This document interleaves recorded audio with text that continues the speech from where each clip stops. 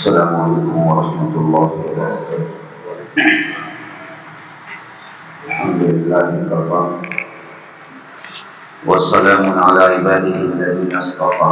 أما بعد، أعوذ بالله من الشيطان الرجيم. بسم الله الرحمن الرحيم. خذ من أموالهم صدقة تطهرهم وتزكيهم بها وصل عليهم إن صلاتك سكن لهم. صدق الله العظيم. وقال النبي صلى الله عليه وسلم: لا يؤمن أحدكم حتى يكون هواه تبعا لما جئت به، أو كما قال عليه السلام.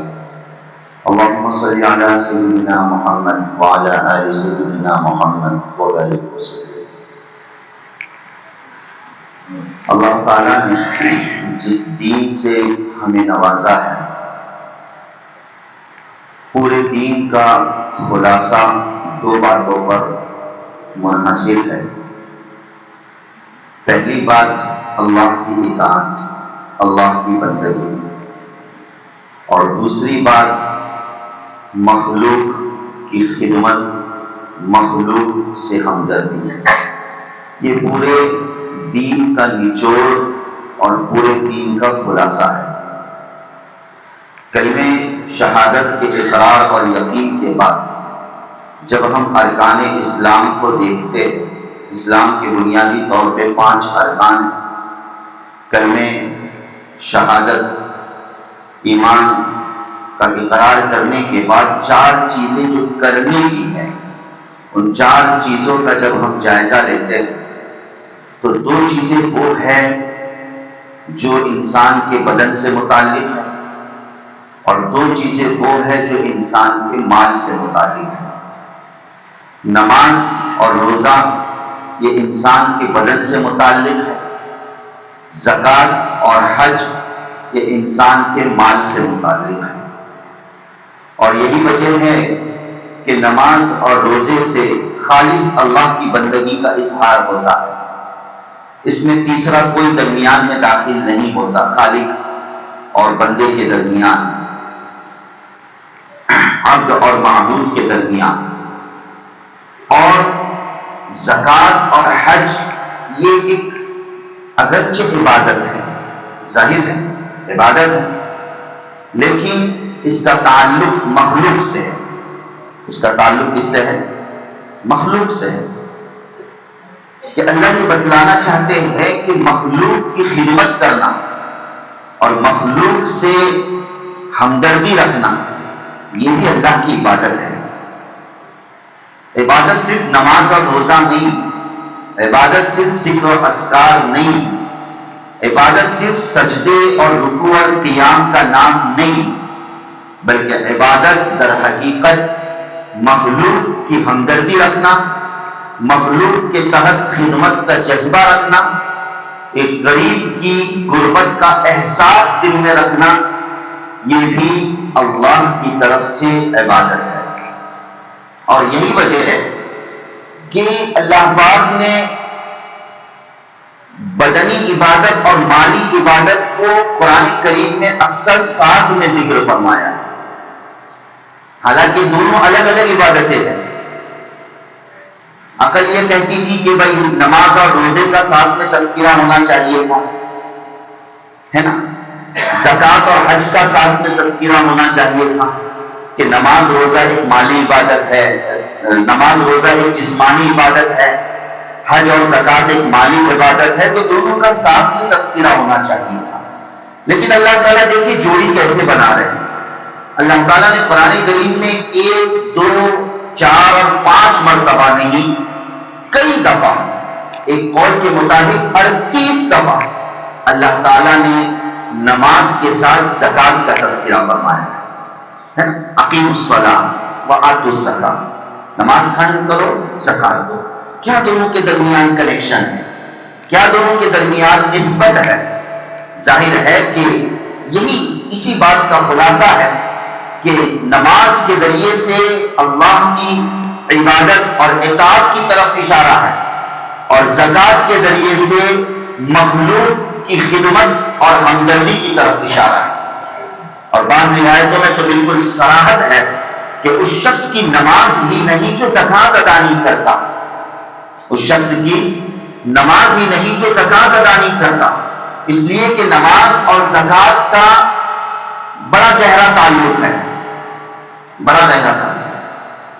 اور اللہ تعالیٰ نے قرآن کریم میں زکوٰۃ سے متعلق یہ اعلان فرمایا ہے جا بجا، ایک دو دفعہ نہیں، کئی دفعہ الگ الگ انداز سے اللہ تعالیٰ نے بتایا کہ وَمَا آتَيْتُم مِّن زَكَاةٍ تُرِيدُونَ وَجْهَ اللَّهِ، کہ تم جو زکوٰۃ دو گے اللہ کی رضا کی خاطر، اللہ کی خوشنودی کی خاطر، فَأُولَٰئِكَ هُمُ الْمُسْرِفُونَ، دنیا کا حال تو یہ ہے کہ دنیا کی حکومت نہ جانے کتنے ٹیکس لگاتی ہے نا، نہ جانے کتنے ٹیکس لگاتی ہے، کبھی جی ایس ٹی کے نام سے، کبھی کیا اور کبھی کیا، کبھی تو 30% بھی ظاہر ہے کہ وہ ٹیکس لگا دیتی ہے یا اس سے زائد، لیکن ظاہر ہے کہ وہ ادا کرنا ضروری ہوتا ہے، بندہ اس کے ادا کرنے کی فکر کرتا ہے کہ اگر میں اس ٹیکس کو ادا نہیں کروں گا تو حکومت کی نظر میں مجرم قرار ہوں گا،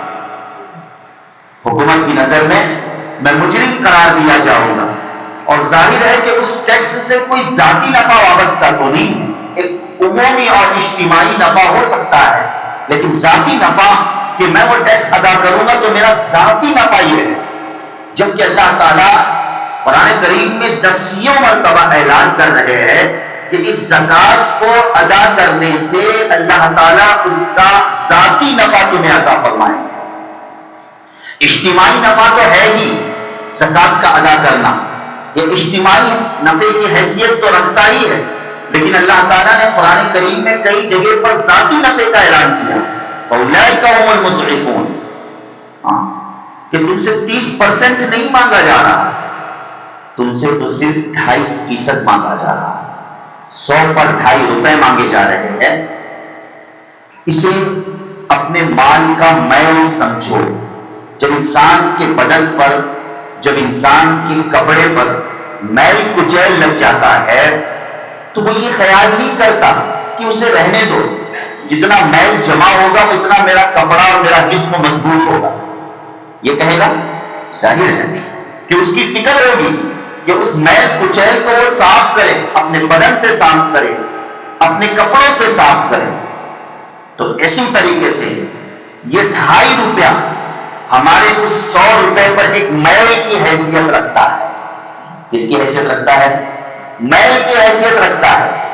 خدا اس میل کو باقی نہیں رکھنا ہے، اس میل سے صفائی بہت ضروری ہے، اور اللہ تعالیٰ نے اس صفائی کو لزوم اور لازم اور رکن اسلام کا درجہ دیا۔ کس کا درجہ دیا؟ اسلام۔ اپنے مال کی صفائی کر لو، اپنے مال کو اگر تم سیونگ کرنا چاہتے ہو، بچانا چاہتے ہو، حفاظت کرنا چاہتے ہو، جیسے آج بہت سی کمپنیاں نہ جانے کتنی کتنی چیزوں کا بیمہ کرواتی ہے، ایک تو ہے لائف انشورنس ہے اور الگ الگ انشورنس کرواتی ہے کہ بھائی لو ہم آپ کی سیفٹی کرواتے ہیں، ہم آپ کی زندگی کی ضمانت لیتے ہیں، آپ دنیا سے چلے جاؤ گے تو دنیا سے چلے جانے کے بعد کسی مصیبت اور کسی ایکسیڈنٹ میں مبتلا ہوگے تو آپ کے چلے جانے کے بعد آپ کے گھر والوں کی ذمہ داری یا ہماری ہے، بھائی یہی تو انشورنس کہتی ہے نا، آپ کے گھر والوں کی ذمہ داری ہماری ہے، آپ کے بیوی بچوں کو ہم یک مشت ایک بڑی رقم سے نوازیں گے، لیکن وہ دھوکہ ہے، وہ سراسر کیا ہے؟ دھوکہ ہے۔ کہنے کو تو دکھنے کو تو بڑی اچھی بات محسوس ہو رہی ہے کہ ہاں چلو میرے بعد ایک سامان میں پیدا کر رہا ہوں، لیکن کیا ضروری ہے کہ آپ کیسی موت مرو، آپ کس موت سے دوچار ہو، کچھ کہا نہیں جا سکتا۔ وہ ایک ظاہر ہے کہ جوا ہے، وہ انشورنس در حقیقت ایک جوا ہے، خیر میرا موضوع وہ نہیں ہے، لیکن یہاں اللہ تعالیٰ ضمانت لے رہے ہیں، یہاں اللہ تعالیٰ ضامن ہے، اللہ تعالیٰ حفاظت کا وعدہ فرما رہے ہیں کہ جو زکوٰۃ نکالنے والا ہوتا ہے میں اس کے اموال کی ہے نا اور اس کے نسلوں کی میں حفاظت کرتا ہوں، اس کے خاندان کی، اس کے نسلوں کی، اس کے اولاد کی میں حفاظت کرتا ہوں، جو پابندی سے زکوٰۃ کو نکالنے والا ہوتا ہے۔ یہی وجہ ہے کہ زکوٰۃ ایک ایسا حساس رکن ہے دین اسلام کا کہ زمانے صحابہ میں اس رکن پر بظاہر ایک آنچ آئی تھی، ایک دور آیا، ایک حال آیا، مگر حضرت ابوبکر صدیق رضی اللہ تعالی عنہ نے اس رکن اسلام کی حفاظت فرمائی۔ بارہا یہ بات آتی ہے، نبی کریم صلی اللہ علیہ وسلم کے وصال کے بعد بہت سے فتنے جو رونما ہوئے، تمام صحابہ سارے فتنوں سے نبرد آزما ہونے کے لیے، مقابلہ کرنے کے لیے متفق ہو گئے۔ ارتداد کا فتنہ تھا، سارے صحابہ جمع ہو گئے کہ ان مرتدین کے خلاف جنگ کرنی چاہیے۔ جھوٹی نبوت کا فتنہ تھا، سارے صحابہ جمع ہو گئے کہ ان جھوٹے نبوت کے دعوے دار کو کیفر کردار تک پہنچانا چاہیے۔ تمام صحابہ کا اتفاق تھا، لیکن ایک مسئلہ ایسا تھا جس میں خود صحابہ کے درمیان اختلاف ہو گئے، اور وہ ہے مسئلہ زکوٰۃ۔ کہ بعضوں نے کہا کہ ہم زکوٰۃ ادا نہیں کریں گے، نبی صلی اللہ علیہ وسلم چلے گئے، اب زکوٰۃ ادا کرنے کی کوئی ضرورت نہیں ہے۔ ایک قول کے مطابق ہم اجتماعی زکوٰۃ نہیں دیں گے، دونوں اقوال ہیں، اجتماعی زکوٰۃ نہیں دیں گے، ہم نماز تو پڑھیں گے، ہم روزے تو رکھیں گے، لیکن زکوٰۃ نہیں دیں گے۔ حضرت ابوبکر صدیق اس وقت رضی اللہ تعالیٰ عنہ تنہا آپ نے اللہ تعالیٰ کی طرف سے دین و شریعت کی ترجمانی اور رہنمائی فرمائی، اور آپ نے اعلان کر دیا، آپ نے فتویٰ دے دیا اس موقع پر کہ جو زکوٰۃ کا انکار کرتا ہے اس کی گردن اڑا دو۔ صحابہ حیران، اے امیر المومنین آپ کیسا فیصلہ دے رہے ہیں؟ وہ شخص تو نماز پڑھنے والا ہے، اللہ کو ماننے والا ہے، اللہ کے سامنے جھکنے والا ہے، روزے رکھنے والا ہے، تلاوت کرنے والا ہے، یہ ساری چیزیں ہونے کے باوجود صرف زکوٰۃ نہیں دے رہا ہے، تو کیا اس کی گردن اڑائی جائے؟ حضرت ابوبکر صدیق رضی اللہ تعالیٰ عنہ جو عام حالات میں ایک نرم دل صحابی تھے، ایک نرم مزاج صحابی تھے، لیکن ایسے موقع پر اس دین کو مٹتا اور دین اسلام کے ارکان میں سے اس رکن کو مٹتا آپ نے گوارا نہیں کیا۔ تاریخ میں آپ کے الفاظ ہیں، آپ نے اس موقع پر یہ کہا کہ اگر آج میں آواز نہ اٹھاؤں ان لوگوں کے خلاف تو مجھے اندیشہ ہے کہ زکوٰۃ جو اسلام کا ایک رکن ہے، آئندہ کے اعتبار سے یہ رکن مستقل ختم ہو جائے۔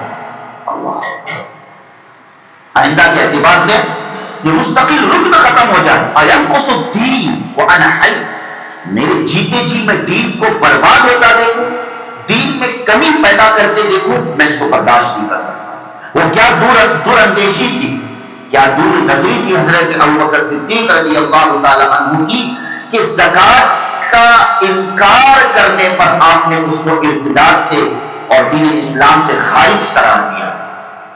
یقین جانیں یہ بہت اللہ تعالیٰ کی طرف سے اہم رکن ہے، اس رکن کی ہمیں قدر کرنی چاہیے۔ اس کے فضائل، اس کے مسائل اپنی جگہ پر بہت سارے فضائل، بہت سارے مسائل ہم بارہا سنتے رہتے ہیں، بارہا اس موضوع پر بات ہوتی رہتی ہے، اور معاف کیجیے گا کہ پوری یہ ہے کہ رمضان میں ہی اس موضوع پر بات ہوتی ہے، رمضان میں ہی اس موضوع پر بات ہوتی ہے، وگرنہ رکن اسلام زکوٰۃ کسی موقع کا منتظر نہیں، کسی موقع کا منتظر نہیں۔ وہ الگ بات ہے کہ ہم نے اپنے شیڈول کو اور اپنے رخ کو رمضان کے ساتھ خاص کر لیا ہے، اور اکثر حضرات رمضان میں ہی زکوٰۃ کو نکالنے کے تعلق سے سوچتے ہیں، اس لیے اکثر علماء کرام رمضان کے موقع پر زکوٰۃ پر بیانات اور خطابات کرتے ہیں، وگرنہ یہ تو ہر موقع پر بولے جانے والا موضوع ہے، ہر موقع پر بولے جانے والا موضوع ہے۔ ضرورت اس بات کی ہے کہ ہم زکوٰۃ کو زکوٰۃ سمجھیں، جیسے ہم نماز کو نماز سمجھتے ہیں، روزے کو روزہ سمجھتے ہیں، اس طریقے اور حج کو حج سمجھتے ہیں۔ ایک حاجی حج کو جانے سے پہلے جو جانکار ہوتے ہیں ان کے سامنے بیٹھ کر مسائل کو جانتا ہے۔ افسوس کہ سب سے زیادہ جس چیز کے متعلق بے توجہی برتی جاتی ہے، جس مسئلے کے متعلق بے توجہی برتی جاتی ہے، وہ بنیادی طور پر دو مسئلے، ایک وراثت کا مسئلہ، پراپرٹی اور جائیداد کا مسئلہ، بہت کم لوگ مسئلہ پوچھتے ہیں، اور ایک زکوٰۃ کا مسئلہ ہے۔ لوگ پوچھتے ہی نہیں، جانتے کہ پوچھوں گا تو بہت بڑی رقم مجھ پر عائد ہو جائے گی، ہے نا؟ پوچھوں گا تو یہ مفتی صاحب یا فلانے نہ جانے کتنی بڑی رقم مجھ پر عائد کر دے گی، اس سے اچھا ہے پوچھوں ہی نہیں۔ وہی اپنا روز کا جو چلا ہے، ہر سال کا جیب سے 500 نکالو دے دو، فلانا آ گیا لے 500، فلانا آ گیا لے 1000، ہو گئی میری زکات۔ کیا خیال ہے؟ عشاء کی 4 رکعت ہے، اگر کسی نے 5 پڑھی تو قبول ہوگی؟ 1 رکعت میں 1 رکوع ہے، کسی نے 2 رکوع کیا اللہ کے لیے، جھکنا اللہ کے لیے، بھائی زیادہ کر لیا تو کیا حرج ہے، میری کمر بڑی مضبوط ہے میں 2 رکوع کروں گا، نماز ہوگی؟ نماز اس کے منہ پر مار دی جائے۔ تو پھر زکات کے بارے میں اتنے ہم مغفل کیوں ہیں، ہم اتنے ڈھیلے کیوں ہیں کہ زکات کے بارے میں خود ہم اپنے آپ مفتی ہے کہ میں جیسا سمجھوں ویسے میری زکات، میں جیسا سمجھوں ویسے میری زکات۔ معاذ اللہ، یہ زکات کا اصل طریقہ ہے ہی نہیں۔ یاد رکھیے کہ ایک ذمے سے ایک فریضے کو ساقط کرنا ایک الگ چیز ہے، اور اس فریضے کی تاثیر ایک الگ چیز ہے۔ اللہ تعالیٰ نے نماز کی تاثیر یہ بیان فرمائی قرآن کریم میں، ان الصلاۃ تنہا عن الفحشاء والمنکر، کہ نماز یہ بے حیائی کے کاموں سے اور بری باتوں سے روکنے والی ہوتی ہے۔ یہ کیا ہے؟ نماز کی تاثیر ہے۔ ایک شخص نماز پڑھ رہا ہے، اس طریقے سے نہیں پڑھ رہا، اس درجے کی نہیں پڑھ رہا جس سے اس کو تاثیر حاصل ہو، تو ٹھیک ہے، اس کا فریضہ تو ثابت ہو گیا، لیکن اس نے تاثیر کو حاصل نہیں کیا۔ یہی معاملہ زکات کا ہے کہ زکات کی تاثیر یہ ہے، ہر عبادت کی ایک تاثیر ہوتی ہے، ہر عبادت کی ایک تاثیر ہوتی ہے۔ روزے کی تاثیر حصول تقویٰ ہے جس پر بات ہو چکی ہے، تو اسی طریقے سے زکات کی تاثیر یہ ہے، زکات کی تاثیر یہ ہے کہ معاشرے سے بھوکمری کا خاتمہ، معاشرے سے غربت اور افلاس اور مفلسی کا خاتمہ، یہ زکات کی تاثیر ہے۔ کیوں یہ تاثیر ہمارے معاشرے کو حاصل نہیں ہو پا رہی ہے؟ وجہ اس کی یہی ہے کہ ہم نے صرف فریضہ میرا ثابت کیسے ہو، ہمیں اس کی فکر ہے۔ مجھ پر زکات فرض ہے، اب یہ فریضہ مجھ سے کیسے ثابت ہو جائے، کوئی ایک بوجھ سمجھتے ہوئے کہ بھائی اللہ نے زکات فرض کی، فریضہ ثابت ہونا ہے، بس جیسے تیسے کر لوں، بھائی کس کو دینا ہے، ہاں لے چل لے، ختم ہو گئی بات۔ نعوذ باللہ من ذالک، فریضہ کسی نہ کسی درجے میں چلو ثابت ہو جائے گا، لیکن زکات کی تاثیر معاشرے کو حاصل نہیں ہو پائے گی، نہیں حاصل ہو پائے گی۔ چند سال پہلے کی رپورٹ ہے، جب اس ملک کا جائزہ لیا گیا، ابھی چند سالوں پہلے کی رپورٹ ہے، جس کو مولانا خالد سیف اللہ رحمانی مدث العالی نے بھی پیش فرمایا ہے اپنے ملفوظات اور اپنی تحریرات میں۔ کیا رپورٹ ہے کہ جب اس ملک کا جائزہ لیا گیا کہ اس ملک میں کتنے بھکاری اور فقیر ہیں، تو اس رپورٹ کو پڑھ کر بڑا افسوس یہ ہوا کہ سب سے زیادہ مسلمان اس میں آگے ہیں، اور مسلمانوں میں عورتیں اس میں آگے ہیں، مسلمانوں میں عورتیں فقیری میں، اور جو بھیک مانگنے والے سڑکوں پر گھومتے ہیں اور بازاروں میں گھومتے ہیں، مسلمانوں کا طبقہ سب سے آگے ہے، اور ان میں عورتیں سب سے آگے ہیں۔ اللہ اکبر۔ جبکہ بھوکمری کے خاتمے کا، غربت کے خاتمے کا فلسفہ اسلام نے دیا ہے۔ بھوکمری اور غربت کے خاتمے کا فلسفہ کس نے دیا ہے؟ اسلام نے دیا ہے، اور مسلمان ہی سب سے زیادہ اس میں آگے بڑھے ہوئے ہیں۔ مسلمان ہی کا ہاتھ نیچے کا ہاتھ ہے، دینے والا ہاتھ لینے والے ہاتھ سے بہتر ہے، حدیث کہتی ہے نا، لیکن افسوس کہ لینے والے ہاتھ تو مسلمانوں کے ہی ہے۔ ہونا تو یہ چاہیے تھا کہ دینے والا ہاتھ مسلمانوں کا ہوتا، مگر زیادہ ہاتھ تو لینے والوں کے مسلمانوں کے ہیں۔ وہ کیوں؟ اس لیے کہ مسلمانوں میں کوئی سسٹم نہیں، کوئی نظام نہیں، کوئی انتظام نہیں۔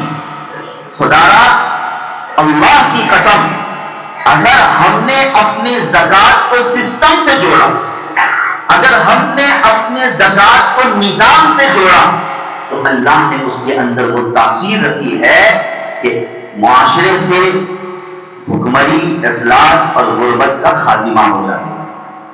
ہاں یہ اس کی تاثیر ہے. یاد رکھیے یہ غربت کوئی آسان چیز نہیں ہے. غریبی اللہ ہم سب کی حفاظت فرمائے، کوئی آسان چیز نہیں ہے. ایسا حال ہے جو اللہ تعالیٰ اپنے بندے پر لاتے ہیں، اس میں اس کا سنبھلنا وقت کا بہت بڑا چیلنج ہوتا ہے. آپ مطالعہ کیجیے، ماحول اور معاشرے کو جانیے اور سمجھیے.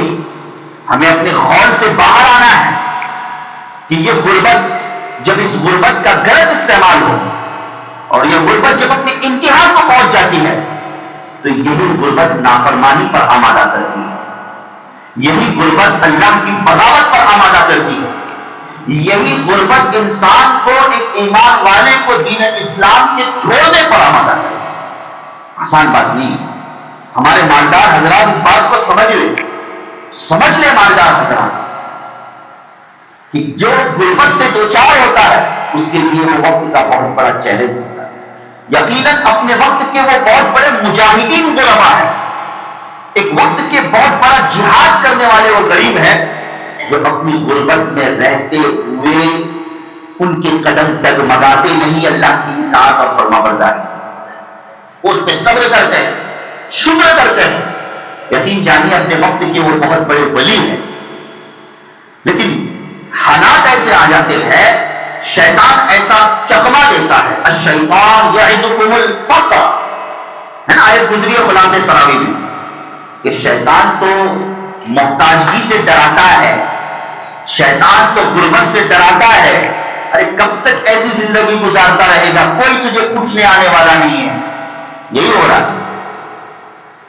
ابھی جو گزشتہ میں نے بات کی تھی کہ رمضان سے پہلے چند روز پہلے ہم لوگوں کا بیٹھنا ہوا تھا جس میں ایک بہت بڑی شخصیت داخلی میں آئی تھی جو ارتداد کے معاملے میں ماشاءاللہ ایک اچھی فکر اور محنت کر رہے ہیں. تو انہوں نے ردت مرتد ہونے کے اسباب میں سے ایک بنیادی سبب یہ پیش فرمایا. مرتد جو ہوتی ہے بچیاں یا لوگ جو مرتد ہوتے دین اسلام کو چھوڑتے ہیں، تو ان اسباب میں سے ایک اہم اور بنیادی سبب یہ غربت ہے. بنیادی سبب کیا ہے؟ کیوں؟ الشیطان یعدکم الفقر، شیطان ڈراتا ہے فقر سے، محتاجگی سے.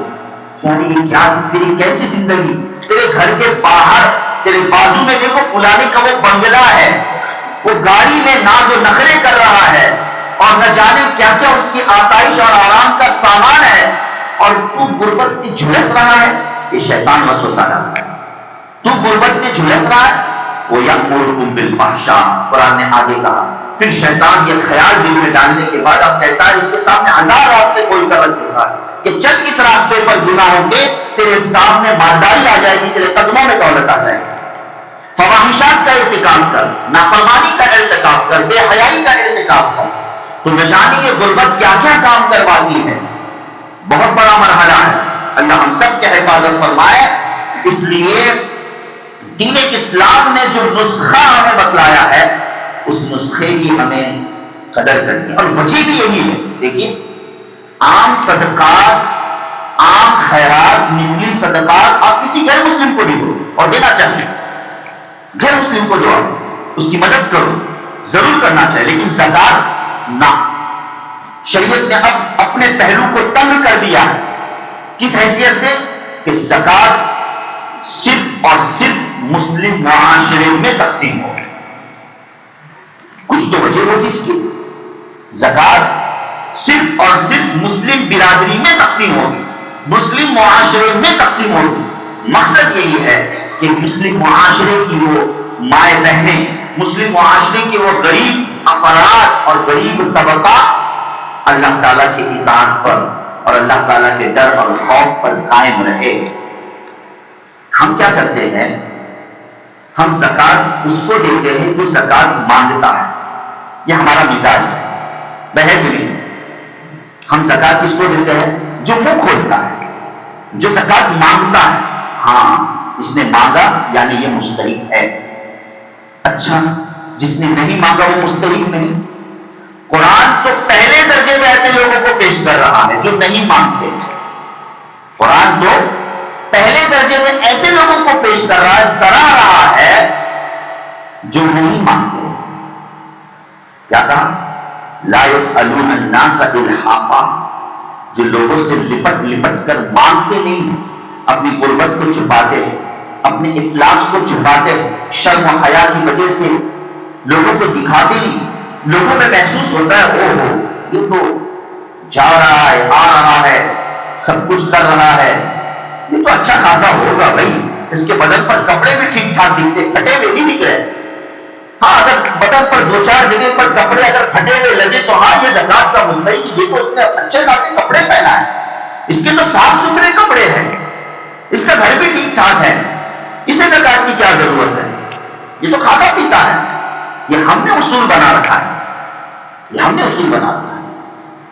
پڑھیے سورۃ التوبہ کی وہ آیات، اس آیات کے ان آیات کے پس منظر کو پڑھیے گا، عجیب پس منظر ہے اور عجیب اس کا شان نزول ہے نا۔ اللہ تعالیٰ نے ذکر فرمایا 10ویں پارے میں جو زکات کے اصناف ہے، 5 منٹ کا معاف کیجیے گا، جو زکات کے اصناف ہیں، انما الصدقات للفقراء والمساکین، 8 لوگوں کو ذکر کیا ہے قرآن کریم کہ ان کو زکات دو۔ ان آیات سے پہلے جو پس منظر پیش آیا وہ یہ ہے کہ اللہ کے رسول صلی اللہ علیہ وسلم بنفس نفیس زکات دیا کرتے تھے۔ بنفس نفیس کیا لوگوں میں زکات تقسیم کیا کرتے تھے۔ بعض منافقین نے آپ کی ذات پر اعتراض کیا، بعض منافقین نے آپ کی ذات پر اعتراض کیا اور کہا کہ فلانے کو دیتے ہیں فلانے کو نہیں دیتے، جیسے آج بھی چلتا ہے، فلانے کو دیتے ہیں فلانے کو نہیں دیتے ہیں۔ دوسری زبان میں اللہ کے رسول صلی اللہ علیہ وسلم کی طرف اتہام اور تہمت لگانے کی کوشش کی۔ اللہ نے آیتوں کو اتارا اور آیتوں کو اتار کر بتلا دیا کہ نبی بھی خود مختار نہیں ہے اس معاملے میں کہ اپنے طور پہ جس کو چاہے زکات دے۔ نبی بھی اس بات کا مکلف ہے کہ زکات صرف اسی اصناف میں تقسیم کر سکتے ہیں۔ ہاں ایک روایت میں آتا ہے کہ ایک شخص اللہ کے رسول صلی اللہ علیہ وسلم سے زکات کا مطالبہ کیا تو نبی کریم صلی اللہ علیہ وسلم فرمایا کہ میں اس بات پر قادر نہیں ہوں کہ میں تم کو زکات دوں، اگر ان 8 اصناف میں سے تم کسی قسم میں اترتے ہو تو ہی میں تم کو زکات دے سکتا ہوں۔ تو اصناف زکات کو اللہ تعالیٰ نے اپنے پاس رکھا ہے، اپنے حکم کے تحت رکھا ہے کہ انہی افراد میں تم زکات تقسیم کر سکتے ہو۔ ہاں اور اللہ کی ذات بڑی رحمان ہے، رحیم ہے، محبت کرنے والی اپنے بندوں سے۔